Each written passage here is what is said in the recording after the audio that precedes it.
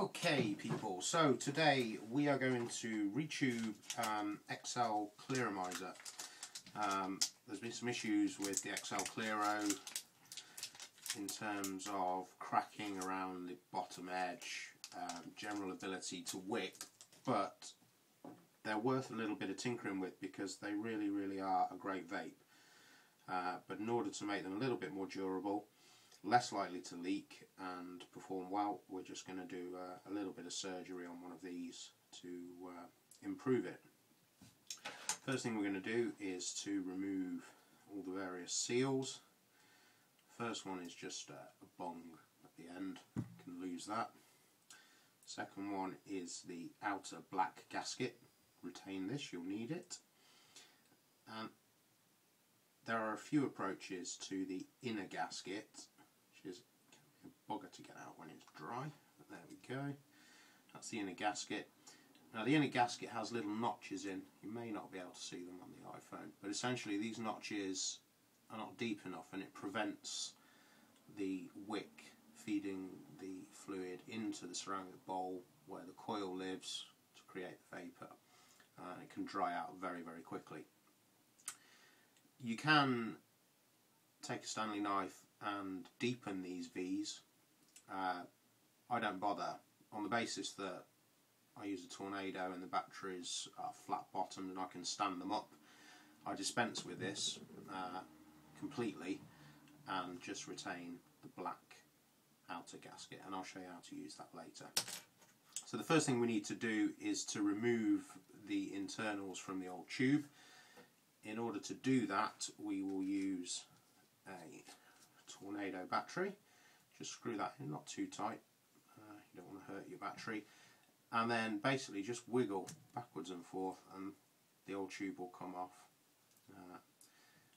This one's not cracked, so but yeah, these are quite brittle. We need something more durable. Now let's put that aside for a moment. In order to create a more durable tube, we are going to use a syringe. We're going to use the body from the syringe, so you can lose the plunger, you don't need it. And then essentially this is a BD 2mm syringe found on eBay. It's graduated to 2.5, but it is in fact classed and listed on eBay as a 2mm syringe. And we're just going to cut through on the first graduation near the tip, and then at the end you'll see a mark where the plastic just has a bit of a lip, and we're just going to cut on that lip.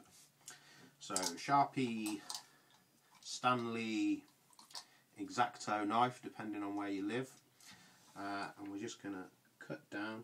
Be careful not to lose our fingers. It's a bit tough to start with until it goes through, and then it should just pop through nice and easy. There we go. Don't know where that's gone. That's reasonably flush as well. You could, if you needed to, use a belt sander or just some normal sandpaper just to take that through. So that's both ends, that's reasonably flush as well. Then all we need to do is essentially stick this back over the outside of our internals. Main thing to watch here is that you don't get the wick trapped around the black O-ring just here. If you've got something between that O-ring and the internal diameter of the tube, then it is going to wick liquid and it will get messy. So just ensure nothing gets caught. And get down to the bottom, just give that a wiggle on. And essentially, you're done and dusted. Perhaps we should find some liquid to throw in, just to check we've got no leaks. And while I'm about it, these are what are called mixing needles. They're blunt. They're a bit longer than some of the ones I've seen about. They're also more difficult to get into. Let's just use my pick. But essentially they're blunt, you won't hurt yourself, but they're great for drawing up fluid to fill these Clearos. The one good thing with not using that outer gasket, the inner gasket, is you don't have to inject through these tiny holes, which are frankly a pain in the backside. You can just go straight in. Let's reach for some fluid.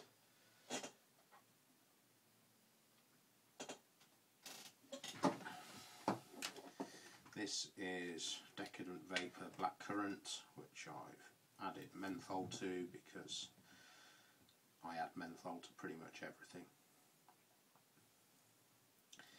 So we'll just draw off about 1.5 mils. And I've let the vacuum go there, but never mind. Okay, there we go. And literally just shove that in there.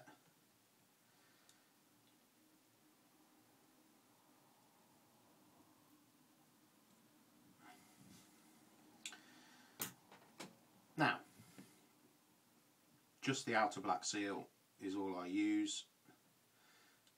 Just push that gently into the top, and then you can either use a pen or you can use your actual drip tip just to push that down, leaving a bit of a gap above the ceramic cup. So that's gone on, no signs of any leaks. And I'm not going to vape it immediately because you'll see the wicks take time to soak up the fluid. You can just rotate it up towards the top, it will help. But you don't want to flood it, you don't want to get juice going down the centre pole because that will come out onto your battery contact and then you're in trouble, in danger of shorting things out, etc. But this has worked absolutely fine, no leaks, we're all good to go. So I will sign off. I hope that's been helpful, and tune in next time and we'll see if we can find something else interesting to do with our time when we should be working. Thanks for watching.